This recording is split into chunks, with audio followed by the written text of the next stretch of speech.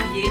À l'origine, en 47, lorsque les Halles étaient là, c'était les tabliers maculés de sang et les petites nénettes à bison qui se côtoyaient, les mangeurs de soupe à l'oignon, n'est-ce pas, très tôt le matin. Et puis, les mangeurs de cochons, bien sûr. Avez-vous repéré les poignées de porte, les pieds des tables, le comptoir en bas? Et pour ceux qui sont courageux, peut-être prendront-ils l'escalier et verront Oscar sur une des marches. Oscar, la mascotte du restaurant. Ce petit cochon qui n'a pas été mangé.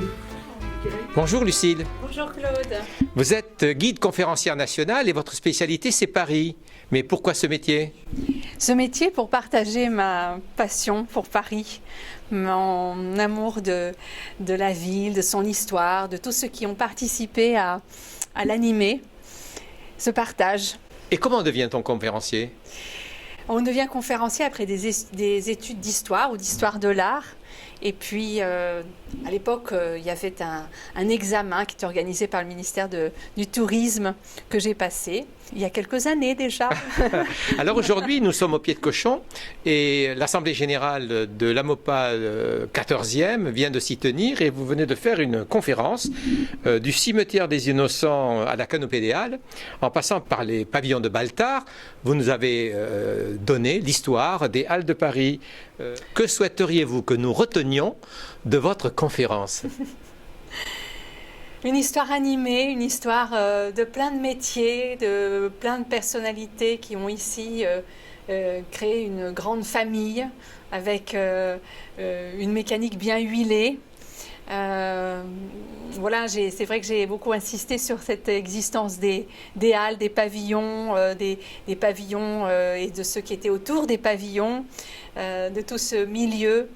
Et donc, ce que j'aimerais qu'on retienne, c'est une expérience de vie ici, en plein cœur de Paris, des gens qui ont participé à l'animation et aussi à des générations de personnes qui étaient au service des ventres et du rayonnement des Parisiens. Voilà, nous sommes dans un restaurant qui porte témoignage de ça, le Pied de Cochon. Alors le Pied de Cochon n'existait pas à l'époque du cimetière des Innocents, lorsqu'on a commencé à voir des foires s'organiser autour de ce cimetière. Quelques mots à ce sujet.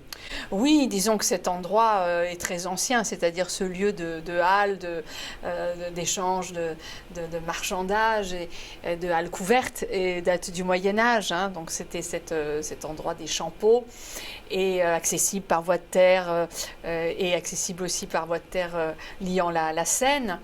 Il y avait donc en effet voisinant ce cimetière central de Paris, donc avec des siècles et des siècles de corps inhumés et qui donc voisinaient difficilement avec cette population très dense et cette nourriture. Donc pour des questions de santé publique, on a supprimé ce cimetière à la fin du XVIIIe siècle.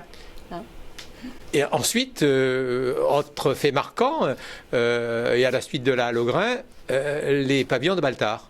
Oui, les pavillons, donc c'est une construction à l'époque de Napoléon III, Voilà. Toute cette transformation, cette rationalisation, cette circulation plus fluide dans Paris.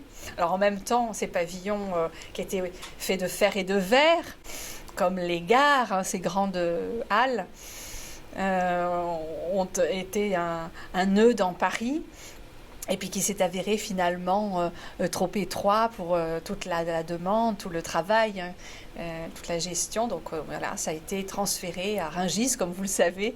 Hein, donc plus de bouchers aujourd'hui. Alors plus de bouchers, oui. Plus de choux, plus de carottes. Plus de carottes, de navets, et alors, que trouve-t-on justement aujourd'hui dans cet espace? On trouve quand même beaucoup de lieux de vie, d'expression artistique. La Canopée, c'est un lieu où vous trouvez la médiathèque, vous trouvez la maison des pratiques artistiques amateurs.